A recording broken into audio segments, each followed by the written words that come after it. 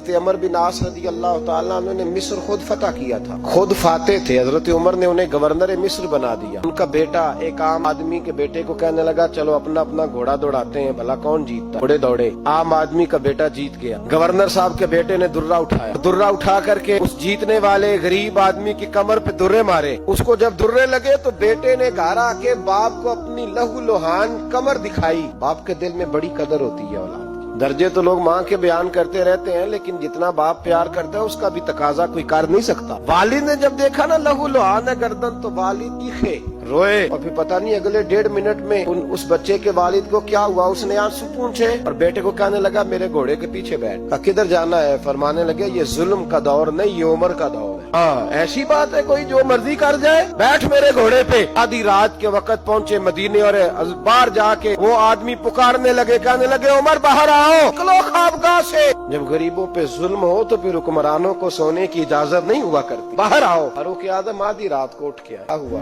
عمر دیکھ یہ بیٹا جو میں نے اپنے منہ کے نوالے کھلا کھلا کے پالا ہے، ذرا میرے لال کی پشت دیکھ، تیرے دور حکومت میں یہ حال ہوگا۔ حضرت فاروق اعظم نے کہا جاؤ بلا کے لاؤ فاتح مصر کو۔ حضرت عمر بن عاص بیٹے سمیت آئے۔ جناب فاروق اعظم فرمانے لگے مجمع میں کھڑا کر کے، فرمایا کیوں مارا تو نے اس کو؟ گردن جھک گئی۔ فرمایا تو گورنر کا بیٹا تھا اس لیے مارا ہے؟ اس غریب آدمی کے بچے کو کہا درے پکڑ اور گورنر کے بیٹے کو اس کے سامنے مار، اور اتنے مار کے اسے سمجھ آئے۔ اس کو درے لگ رہے تھے تو لوگ دیکھ رہے تھے۔ تھوڑی دیر گزری تو حضرت سیدنا عمر فاروق رضی اللہ تعالیٰ عنہ نے فرمایا گورنر مصر کو بھی سزا دو، اس کے کپڑے اتروا کے اسے ٹاٹ کا لباس پہناؤ۔ لوگ کہنے لگے حضور گورنر صاحب کی کیا غلطی؟ حضرت فاروق اعظم کہنے لگے اس بچے کے دل میں بات ڈالی کس نے کہ تو گورنر کا بیٹا ہے؟ کس نے بات ڈالی کہ تو چودھری کا بیٹا اور باقی کمی ہوتے ہیں؟ اس نے سکھایا اسے؟ وہ طاقتیں بھی ہم کچھ لیں گے جو سکھاتی ہیں کہ فلانا بڑا ہے فلانا چھوٹا ہے۔ فرمایا نہ، جب کوئی رسول اللہ کا کلمہ پڑھ لیتے ہیں وہ برابر ہو جایا کرتے ہیں۔ اس کو کس نے سکھایا؟ اس نے سکھایا اس کو،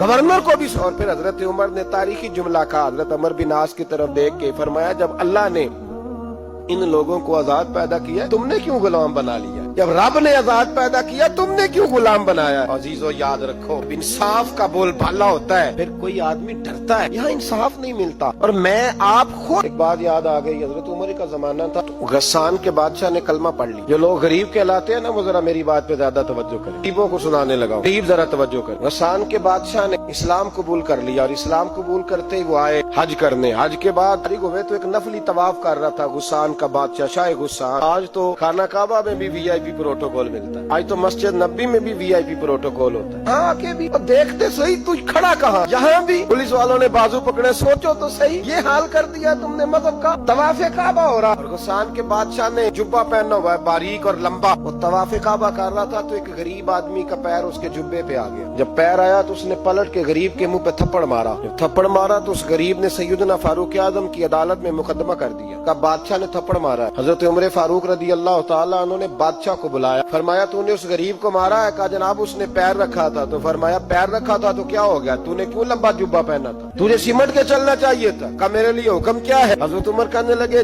یہاں اسے رات میں راضی کر لے، ورنہ صبح اسی جگہ اسی کونے میں کعبہ کے سائے میں وہ غریب تیرے منہ پہ تھپڑ مارے گا اور تجھے تھپڑ کھانا پڑے گا۔ غریبوں سنو، ساری رات وہ غسان کا بادشاہ غریب کی منت کرتا رہا، تو راضی ہو جا۔ غریبوں تم سے شکوہ ہے، تم 2-4 لاکھ پہ راضی ہو جاتے ہو۔ غریبوں تم سے شکوہ ہے، تم انصاف ہونے نہیں دیتے۔ غریبوں تم تھوڑی تھوڑی بات پہ مطمئن ہو جاتے ہو، تھوڑی تھوڑی بات۔ جتنے غریب تن ہے آسوں سے دور دور، اتنی ہی چادریں میں مزاروں سے چھین لوں، اور جتنے غریب گھر ہے اجالوں سے دور دور، اتنی ہی روشنی میں ستاروں سے چھین لوں۔ اتنی تو ہمتیں ہو میری کم سے کم بلند، شاہوں کے تاج فخر اشاروں سے چھین لوں۔ تمہاری زیادتی ہے، تم نے ظلم پروان چڑھایا ہے۔ جب تم چودھری کے کہنے پر ایم این اے کے کہنے پہ راضی ہو جاتے ہو، انصاف ہونے نہیں دیتے۔ ڈٹنا سیکھو، کھڑے ہونا سیکھو۔ اب اسے کہا نا راضی ہو جا، تو وہ غریب کہنے لگا میں راضی ہو جاؤں اور کل تو کسی اور کو بھی تھپڑ مارے؟ فرمایا جتنی تیرے پاس دولت ہے لا کے قدموں میں رکھ۔ ہم دولتوں کی پرواہ اس لیے نہیں کرتے کہ ہم نے محمد عربی کا چہرہ دیکھا ہوا ہے، اب میری نگاہوں میں جچتا نہیں کوئی، اس لیے کہ جیسے میرے محبوب ہے ویسا لینا چھوڑ دو، تم اثر بڑا لیتے ہو۔ ہاں تمہارے اوپر چیزیں असर अंदाज होती हैं, इसलिए इंसाफ नहीं होता। डटना सीखो, खड़े होना सीखो। जो भाई डट जाता है ना वो बड़े कमाल कर जाया करता है। सारी रात मनाता रहा। हजरत उमर से कहने लगा वो नहीं मानता, तो जनाब उमर कहने लगे फिर तैयारी कर, हम बादशाह नहीं देखेंगे, दौलत नहीं देखेंगे, हम रसूलुल्लाह का दीन देखेंगे, हम नबी पाक का निजाम देखेंगे। बादशाह रात को दौड़ गया, भाग गया, जाके ईसाई हो गया। लोगों ने कहा इतना कीमती आदमी उमर ने जाया कर दिया। फरमाया चुप करो, मैंने कोई चीज जाया नहीं की, मैंने तो अपने रसूल का दीन बचा लिया है, कोई शय जाया नहीं हुई। मैं फिर कहूंगा इस अदल के नुकसान में हर आदमी बराबर का शरीक है।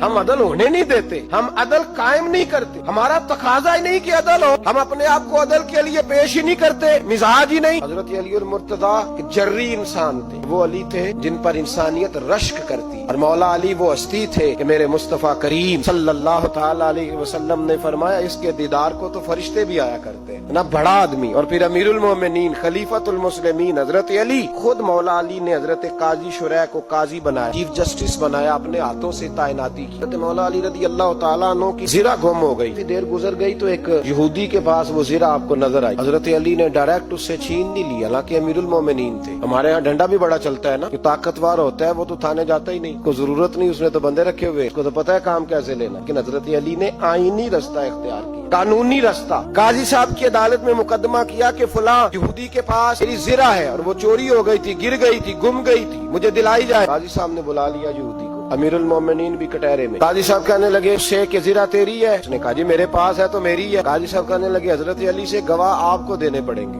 मुकदमा आपने किया है, गर्चे वो अमीरुल मोमिनीन है, गवाह अमीरुल मोमिनीन आपने देने हैं, क्योंकि मुकदमा आपने दायर किया है। तो हजरत अली कहने लगे मेरा बेटा हसन गवाही देगा कि मेरी, मेरा गुलाम कंबर गवाही देगा। काजी साहब कहने लगे हुजूर इनकी गवाही दुरुस्त तो है पर मैं नहीं तस्लीम करता, इसलिए कि बेटे तो बाप के हक में बोला ही करते हैं, नौकर तो आकाओं के हक में बोलते ही हैं, चाहे कोई गैर जानबदार बंदा लेके आए जो गवाही दे। हजरत अली खामोश हो गए, कहने लगे अभी मेरे पास ऐसा कोई गवाह नहीं। काजी साहब कहने लगे चलें फिर आप यहूदी को राजी करें, आपने क्यों बिला वजह घसीटा अदालत, राजी करें, इंसाफ का तकाजा है। हजरत अली करीब गए।